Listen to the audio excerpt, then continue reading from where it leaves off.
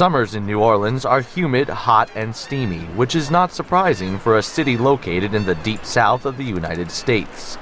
But the heat does not stop people from coming to see one of America's most famous cities.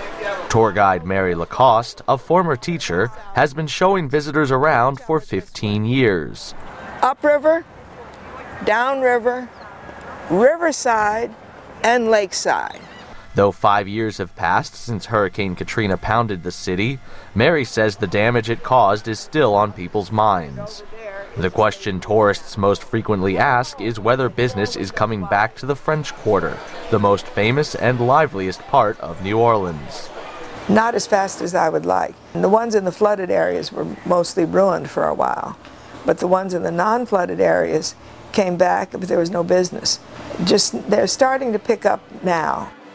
This is Mary's first tour group of the week, and part of the tour takes the visitors inside what is perhaps the most famous restaurant in New Orleans, 170-year-old Antoine's. It has 15 beautiful and distinctively decorated dining rooms. Countless famous people have dined here over the years, including popes, presidents, dukes, and generals. At Antoine's and many other restaurants in the French Quarter, visitors are most anxious to sample one of the delights New Orleans is famous for, Creole cooking. Creole cuisine is a cuisine based on many different cultures, but French and Spanish being the two predominant.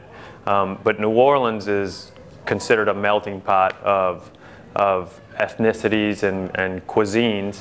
Brian Landry is executive chef at another New Orleans landmark, Galatoire's. It's not quite as old as Antoine's. It has only been around for 105 years. But its Creole gumbo is known far and wide. Its major ingredient is roux, a traditional French thickener. And the thing with roux, which is just equal parts fat and flour, so you can make it with vegetable oil, you can make it with butter, you can make it with animal fat like duck fat. Depends on what type of gumbo you're going to make. The gumbo is painstakingly prepared and infused with a sprinkling of cherry for a rich and full flavor. The restaurants of New Orleans have passed down their traditional menus and cooking styles. Even though chefs may change, the flavor of the food stays the same. But when a popular chef leaves one of these restaurants, he or she becomes highly sought after elsewhere in the United States and even in other countries. The city lost many chefs to kitchens farther afield after Hurricane Katrina. Chef Joseph Faroldi from Cajo's restaurant is working to entice many of those chefs back to the city, but he says it's hard work. Because of economics, prior to the storm and then after the storm, we lost so many people, that were displaced. And then when people around the world, around the country realized that they had a New Orleans chef, a New Orleans cook, they did everything in their power to keep them there. The damage caused by Hurricane Katrina is not the only problem New Orleans faces. The global financial crisis is forcing many people who do come to New Orleans to spend less. But there is one establishment that seems as busy as ever, the nearly 150-year-old Cafe du Monde. Burton Ben-Rudd is one of its managers. The Cafe du Monde is a traditional French coffee shop in New Orleans. The Cafe du Monde means the coffee of the world or coffee of the people.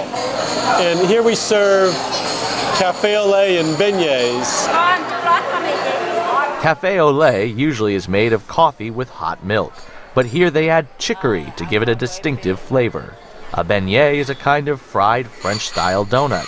The famous American singer Jimmy Buffett sang about Cafe du Monde in his song, The Wino and I Know. Coffee is strong at the Cafe du Monde. Donuts are too hard to touch. Just like a fool when those sweet goodies cool. I eat till I eat way too much. It's the only food product that we serve at Cafe du Monde.